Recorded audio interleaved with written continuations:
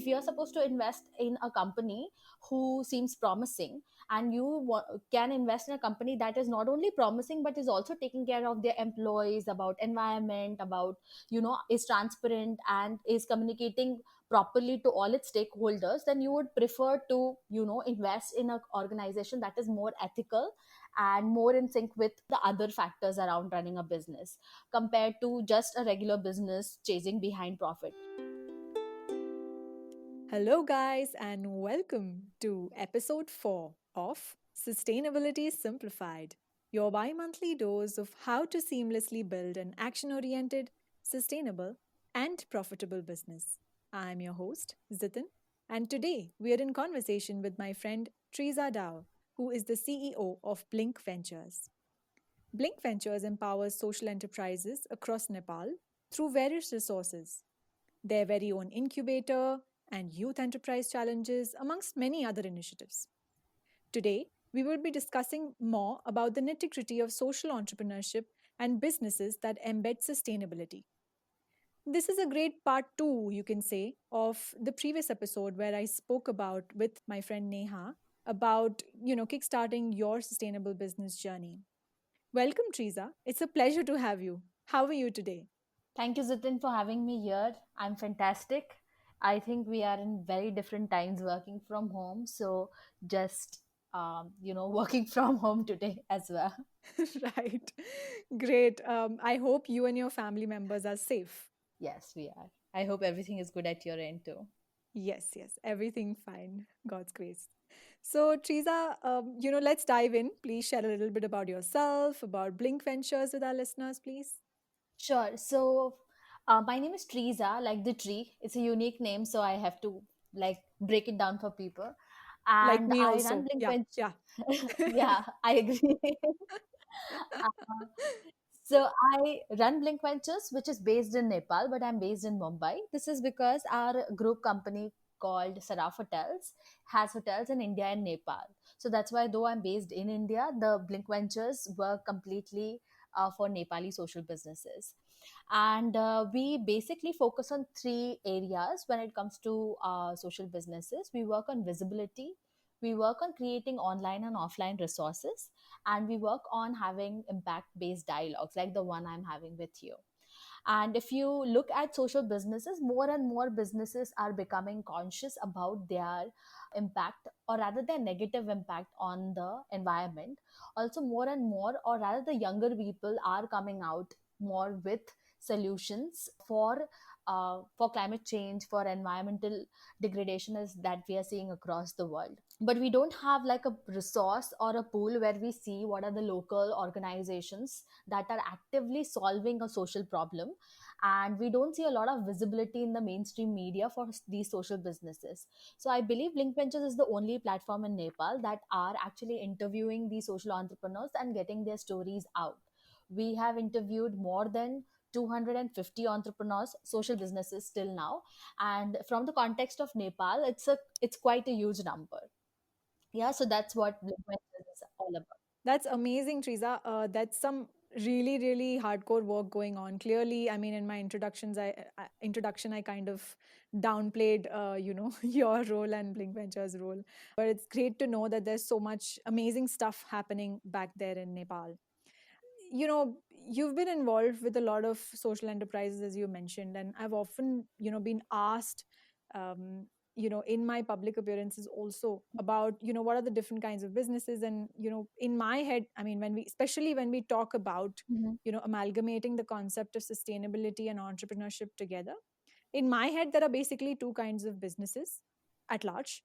One, of course, is the regular businesses which embed, Mhm. sustainable business practices. Mhm. And the second type, in my head, are basically the social enterprises. And in your experience, what would be the basic difference between the two, if you can elaborate a little bit on that? Sure. So traditional businesses we clearly can identify, but there is no definition for social enterprises or social businesses as we call them. For Blink Ventures, and actually because there is no like clear definition, we at our end have come across, we put together two basic criterias that we consider when we are interviewing any organization. So one criteria is that the organization should have a product or a services at the that the outcome of which is social impact or a social positive social change. So that's one. And second, that it has to be financially sustainable through revenues. So the way we define social enterprise are based on these two simple principles. But if you see that there are tons of various kinds of organizations, and unlike traditional businesses that integrate environmental or social or governance processes in them, social businesses only focus on a particular social challenge and solve it through their product or services. I hope this helps. Yeah, absolutely, absolutely. That's very like pinpointed as an answer to kind of really distinguish the two categories, if you will. I want to now kind of dig into the second type, which you mentioned about, since you're always, almost always engaging with social entrepreneurs pretty actively. What, in your Mhm. experience, and what kind of models have actually you actually come across? If you can explain a little bit of that to our listeners. Sure, definitely.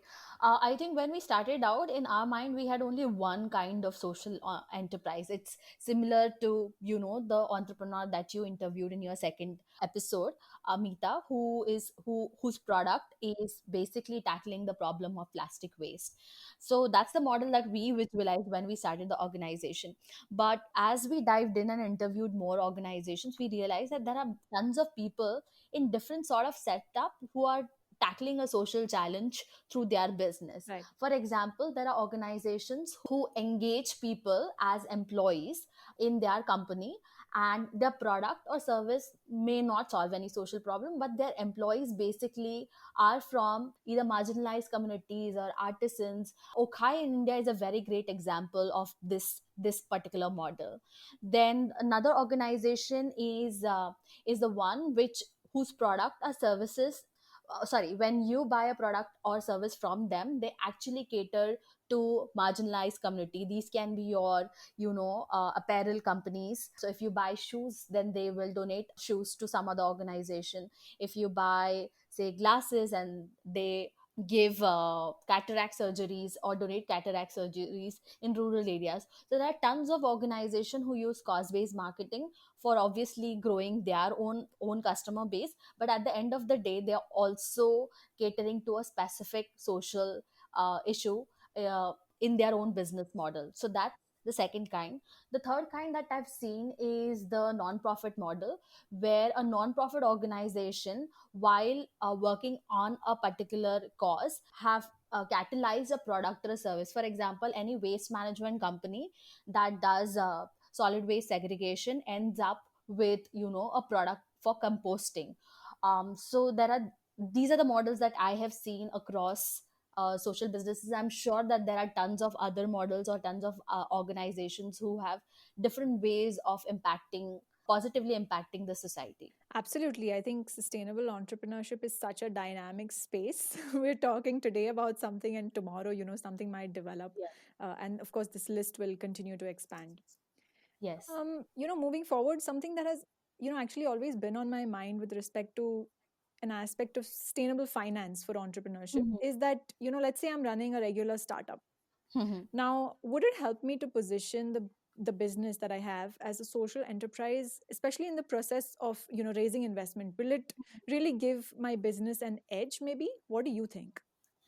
Also, if you're a regular traditional startup which does not really cater to any social change or does not cater to any specific social cause, then positioning yourself as a social enterprise can be sort of unethical. Yeah. Actually, not sort of, it would be unethical. Right. But if you are integrating environment, social and governance norms into your business, then you sort of have an extra edge, or you sort of stand out in your own category of startup businesses, because things from the investor point of view, if you're supposed to invest in a company who seems promising, and can invest in a company that is not only promising but is also taking care of their employees, about environment, about is transparent and is communicating properly to all its stakeholders, then you would prefer to invest in an organization that is more ethical and more in sync with the other factors around running a business,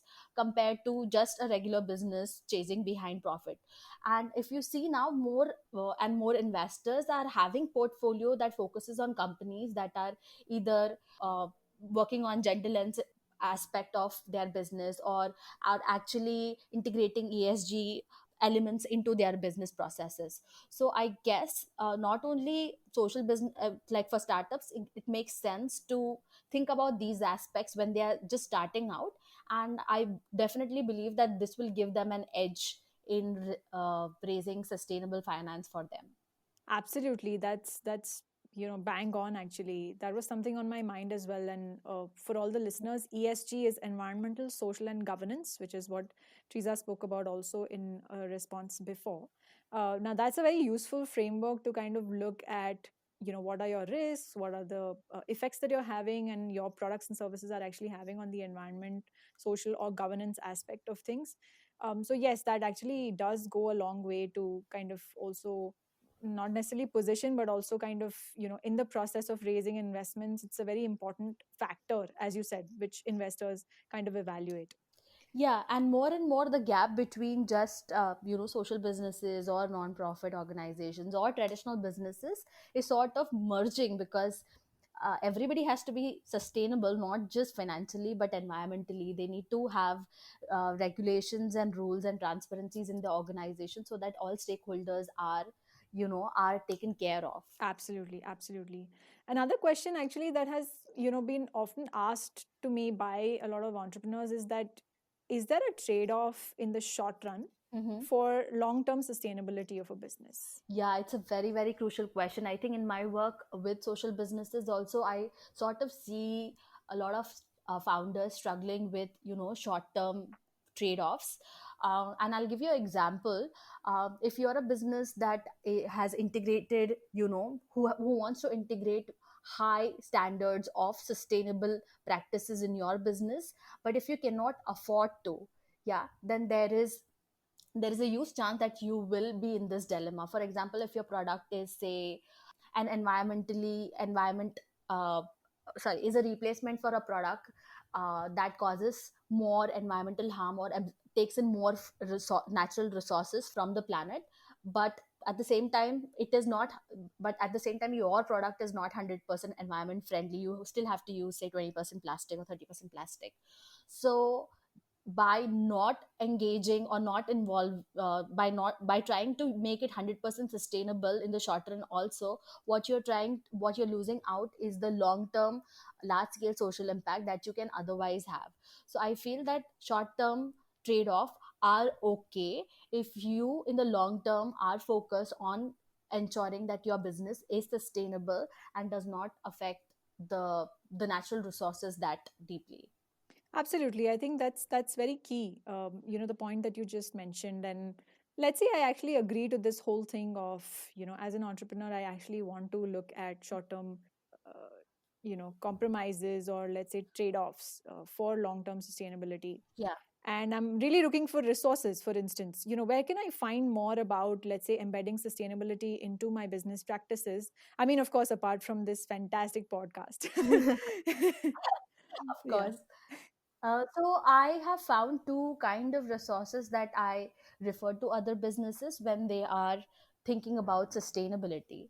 So two different models there. One is for regular startups or small businesses. Right. I think there is something called as B Corp, and it's a certification. Yeah. So even if you don't want to go for full-fledged certification, you should definitely look at their framework, and you will get a lot of insights of what processes you should be integrating in your businesses, so that you are transparent, you are taking care of all your employees properly, all your stakeholders properly, and your business environmentally is also long term sustainable. Yeah.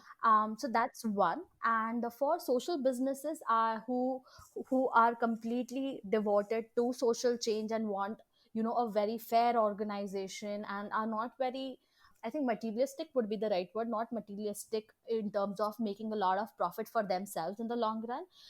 They should look at Professor Muhammad Yunus's model, and he has listed out a lot of principles that entrepreneurs can embrace to have a well-rounded and catering to society kind of business. So yeah, these two resources I feel are great for any kind of organization who wants to embed sustainability in their business.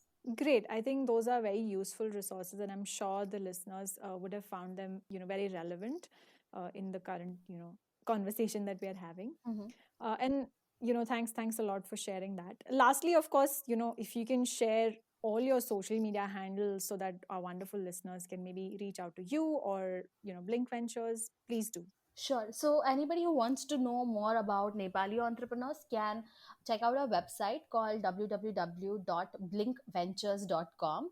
It's a blink with a C and not with a K. And our social media handles for Facebook and Instagram are at the rate Blink Ventures. So yeah, and if you want to write into us, you can write to info at the rate blinkventures.com. Amazing. Thanks a lot, Teresa, for all your inputs, which were so super insightful. And I'm certain that all our listeners would have supremely benefited from all the wealth of your knowledge and experience, of over a decade in this space. Thanks a lot again. Take care. Bye bye. Thank you, Zitin, for having me here. I really enjoyed this conversation. Yeah, same here. Take care. Bye. You too. Bye. Thank you for listening. And if you liked this podcast, feel free to share it in your network. My one takeaway from this episode was that there are many kinds of models within the realm of social entrepreneurship. I would love to hear your key takeaway from today too. Do share it with me on Facebook, Twitter, LinkedIn, and Instagram. You will find me there on @Zitin Munshi. That's @ZitinMunshi. Also, do get in touch with us at Next Mile Co. if you want to explore how your business can dial up the sustainability quotient profitably. You will find us on LinkedIn, Facebook, and Instagram on @NextMileCo. That's @NextMileCo. Until next time.